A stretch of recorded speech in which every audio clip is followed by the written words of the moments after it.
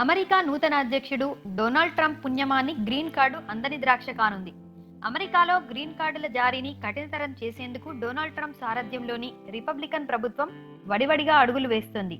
చట్టబద్ధ వలసదారుల సంఖ్యను సగానికి తగ్గించేందుకు ఇమిగ్రేషన్ చట్టాన్ని సవరించనుంది.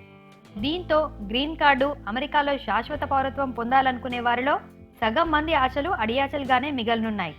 American immigration for strong employment యాక్టుకు సవరణలు సూచిస్తూ రిపబ్లికన్ పార్టీకి చెందిన సీనియర్ సభ్యుడు టామ్ కాటన్, డెమోక్రటిక్ పార్టీకి చెందిన సీనియర్ సభ్యుడు డేవిడ్ పెర్డు అమెరికా సెనెట్ కు ప్రతిపాదించారు.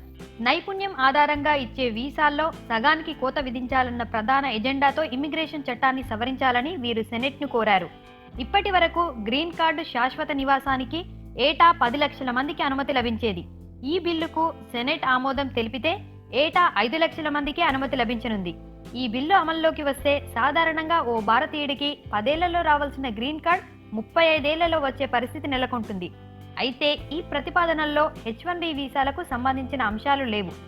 కాగా గ్రీన్ కార్డు ఎంపికకు అమలు చేస్తున్న బహుముఖ వీసా లాటరీ విధానాన్ని కూడా రద్దు చేయాలని సెనేటర్లు ప్రతిపాదన చేశారు. ఇందులో మోసాలు జరుగుతున్నాయని, మానవతా దృక్పథానికి అవకాశం లేకుండా పోయిందని, పేరుకే తప్ప బహుముఖ ఉపయోగం ఎంతమాత్రం లేదని విమర్శించారు.